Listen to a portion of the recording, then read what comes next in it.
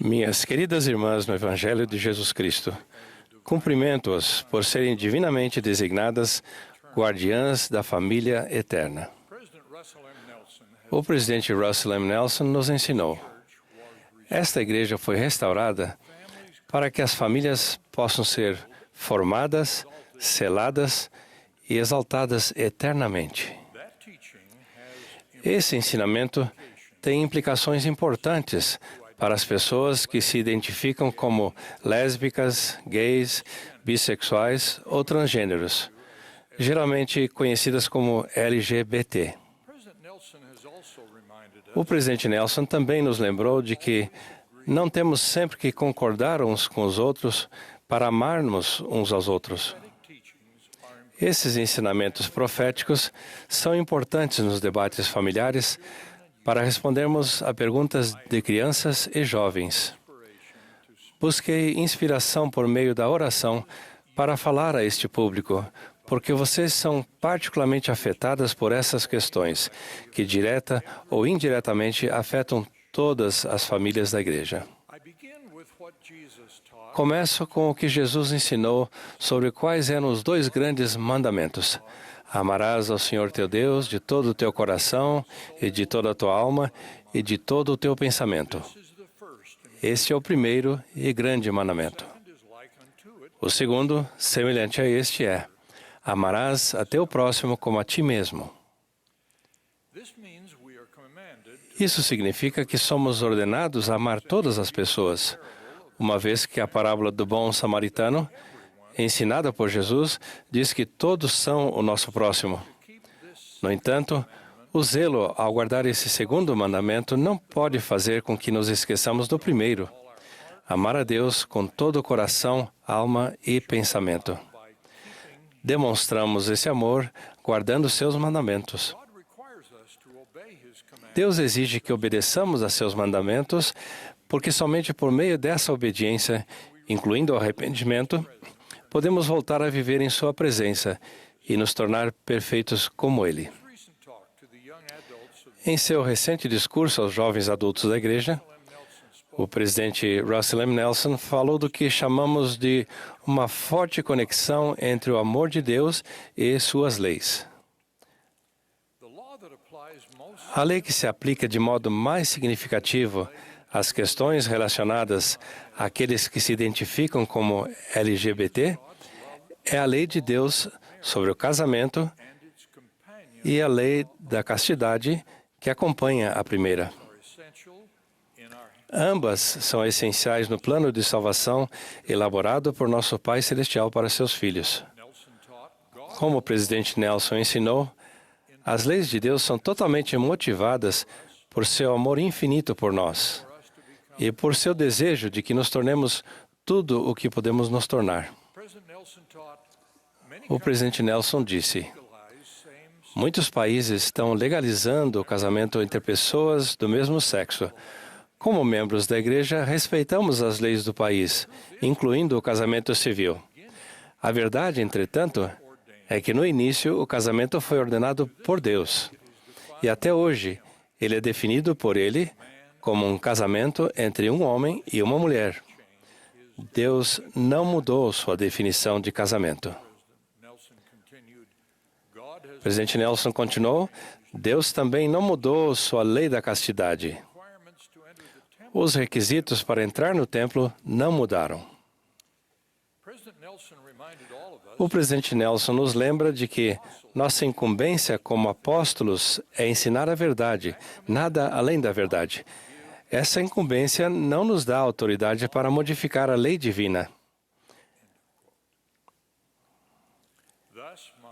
Além disso, os líderes da igreja devem sempre ensinar a importância singular do casamento entre um homem e uma mulher e da lei da castidade, que está relacionada à lei do casamento.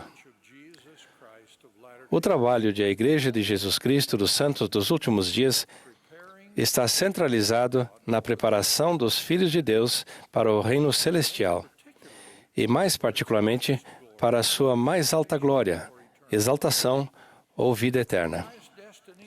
Esse mais alto destino só se pode alcançar por meio de um casamento para a eternidade. A vida eterna inclui os poderes inerentes de criação pela união do homem e da mulher, ao que a revelação atual descreve como a continuação das sementes para todo sempre. Em seu discurso na BYU, o presidente Nelson ensinou: cumprir as leis de Deus vai mantê-lo seguro à medida que avança rumo a uma possível exaltação. Isto é, tornar-se como Deus, com a vida exaltada e o potencial divino de nossos pais celestiais. Esse é o destino que desejamos para todos os que amamos. Por causa desse amor, não podemos deixar que nosso amor seja mais importante do que os mandamentos, o plano e a obra de Deus, que sabemos que vai trazer uma felicidade imensa àqueles a quem amamos. Entretanto, muitas pessoas que amamos, inclusive algumas delas que conhecem o Evangelho restaurado, não acreditam ou escolhem não seguir os mandamentos de Deus no que diz respeito ao casamento e à lei da castidade. E quanto a essas pessoas, a doutrina de Deus mostra que todos somos seus filhos e que Ele nos criou para termos alegria. A revelação atual ensina que Deus proveu um plano para uma experiência mortal na qual todos podemos escolher obedecer a fim de buscar suas mais elevadas bênçãos ou fazer escolhas que levam a um dos reinos de menor glória. Devido ao grande amor de Deus por todos os seus filhos, esses reinos menores ainda são mais maravilhosos do que os mortais podem compreender. A expiação de Jesus Cristo torna todas essas coisas possíveis, à medida que Ele glorifica o Pai e salva todas as obras de suas mãos.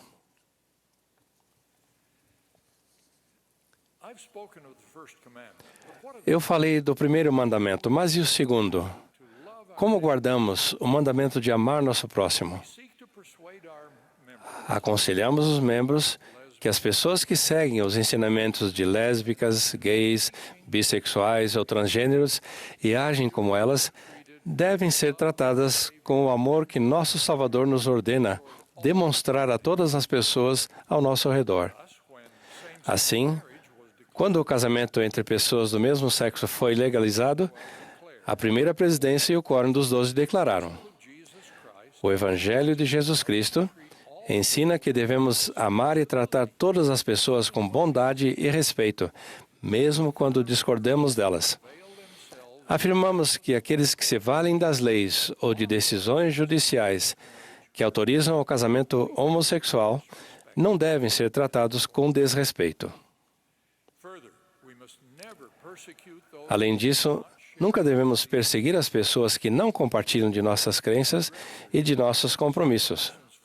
Lamentavelmente, algumas pessoas que se encontram nessa situação continuam marginalizadas e rejeitadas por alguns membros e líderes de nossa família, ala e estaca.